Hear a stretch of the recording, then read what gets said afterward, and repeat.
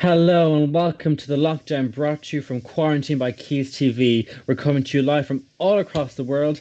I'm sitting here in my bedroom in Ireland, and I have my gals Olivia and Matt sitting in their bedrooms in Greater Manchester. Now, our tech team, Ben and Cam, are controlling everything behind the scenes, and we're all getting a little bit bored, aren't we, guys?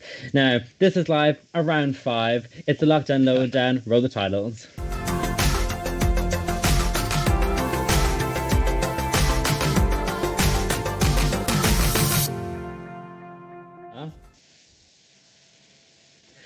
Now, everyone, welcome to the Lockdown Lowdown. As I said, I'm with Liv and Matt. Livia, how are you doing, first of all? I'm doing very well. Last episode, I was still in self-isolation, and now it's been 14 days, so finally free. I'm coronavirus free, so Awesome. And what are you doing to keep yourself busy? I've been spending a lot of time on Netflix.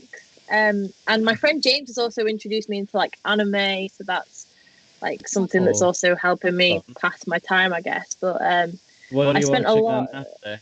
Oh, well, I watched the whole series of Friends because The whole series? Yeah, Oh my because I've got no God. friends, so let's watch some Friends. Oh my God. Yeah. That's so. Listen, Keys TV is your friends, Olivia. You have us. Oh my goodness. Matt, what about you? How are you coping? What are you up to? Yeah, alcohol, games, and Netflix is pretty important to pass the time, has to be said. Absolutely. Crucial for coronavirus lockdown. Now, what kind of things? I know you're watching TV, but what kind of other things are you doing to keep occupied? I know Olivia is a bit of a fitness queen, so I'm curious to hear what she's doing to keep fit. Oh yeah. I used to hit the gym every day, didn't I? Wait. Nah, jokes aside, I've been doing my sort of walk, the walk that we're allowed to do once a day. So I've been doing that.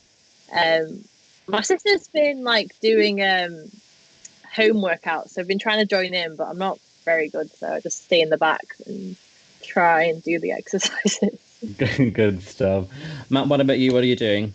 Yeah, I think again the sort of getting out, doing your daily exercise is quite important. Gets you moving about, gets you feeling a bit more energized. But yeah, still just trying to keep active, basically. Good stuff. Now, what about you, David? What are you doing in Ireland?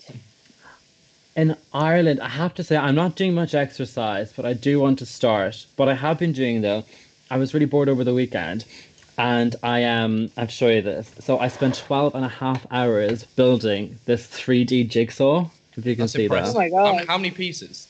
Like 300 pieces, but it's hard because there's like no corner pieces or anything. You have to fold everything together. So I spent 12 hours doing that, and it didn't pass any time whatsoever. It was still so boring.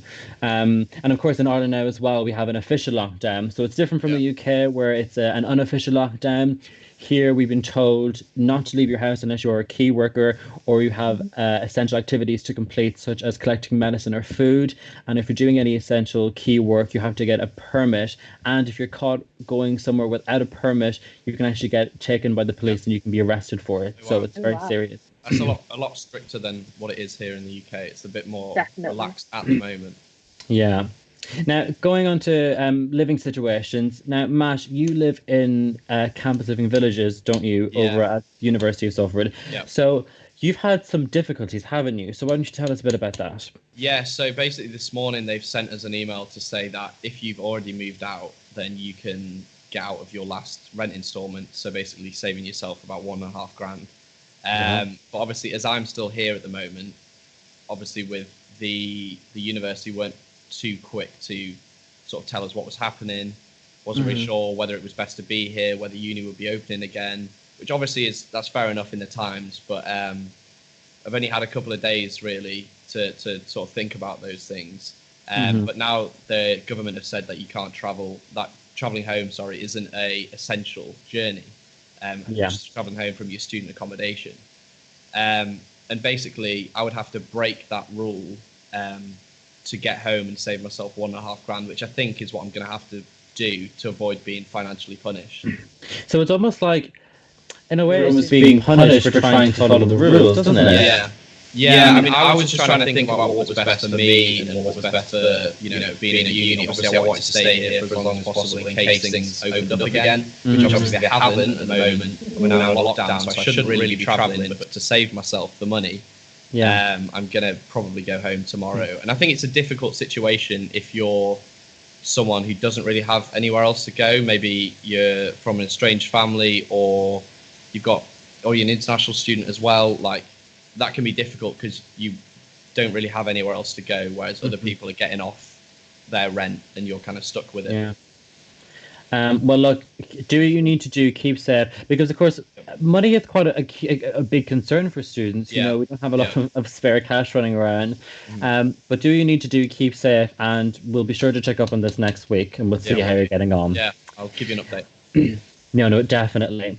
Now, will a company's response to the virus affect your behaviour afterwards? This comes after Wetherspoons has announced that they are going to pay their workers 80% of their wage. Now, last week, the head of Wetherspoons said... Now we have Olivia, because Olivia works in Sainsbury's, who has taken a totally different approach to this. So, Olivia, why don't you talk to us about that? So, obviously... Wetherspoons, they're now saying, I'm going to pay the 80%, but that has a lot of people now are going to have a negative sort of stigma towards Wetherspoons, whereas Sainsbury's, what they've done is, if you're in the vulnerable category, they are going to pay you 12 weeks, your full pay, just so you're safe at home and you're not at risk. Now, for me, I'm not in the vulnerable category, but I've got chronic asthma. So what they're doing is they're offering 10 weeks of full pay, and then the rest, the last 2 weeks, you'll get that taken off as holiday.